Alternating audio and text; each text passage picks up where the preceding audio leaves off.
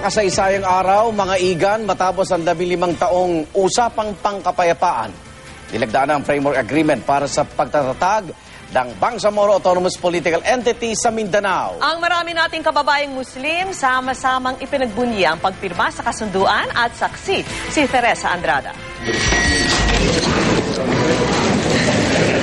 Matapos ang mahigit isang dekadang negosasyon, isang kasunduan ang sa wakas ay nalagdaan sa pagitan ng gobyerno at ng Moro Islamic Liberation Front na kinatawanan ni Government Peace Panel Head Marvic Leonen at MILF Chief Negotiator Mohaguet Iqbal.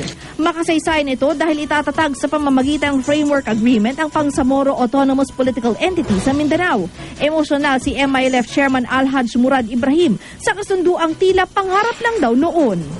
Today, after almost 16 years of hard negotiations, interspersed with armed confrontations on the ground, we have inked the most important document in the chapter of our history, a landmark document that restores to our people their Bangsamoro identity and their homeland. Never in my wildest dream since I was a child, or when I joined the Bangsamoro struggle more than 40 years ago, that one day I will see the interior of this building that once housed the Spanish and American governors general and now the presidents of the Philippines. This agreement not only marks a new chapter in our history, it now defines the very path we take as a people, one where opinions are heard and hope is shared, where understanding and consensus breed meaningful solutions for all stakeholders, one where every child is offered the opportunity to shape his own destiny. Pumirma rin sa kasunduan ng facilitator ng peace talks mula sa Malaysia na nagsilbing third-party facilitator mula na mag-umpisa ang peace talks noong 2001. Sumaksi rin sa lagdaan si Malaysian Prime Minister Najib Razak. Malaysia is ready to help as a partner for peace.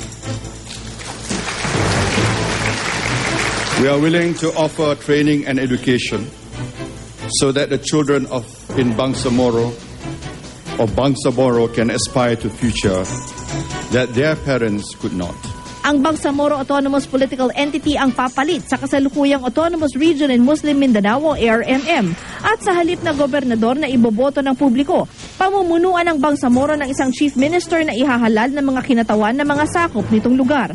Pero babalangkasin pa ang Bangsamoro Basic Law ng isang transition committee bago ihain sa Kongreso, aprubahan ng Pangulo at idaan sa isang plebisito.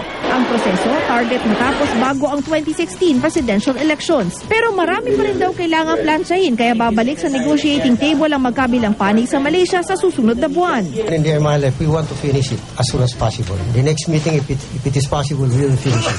Sa gitna ng batikos ng Moro National Liberation Front sa kasunduan, tiniyak ng gobyerno na para ito sa lahat ng kababayan nating Muslim.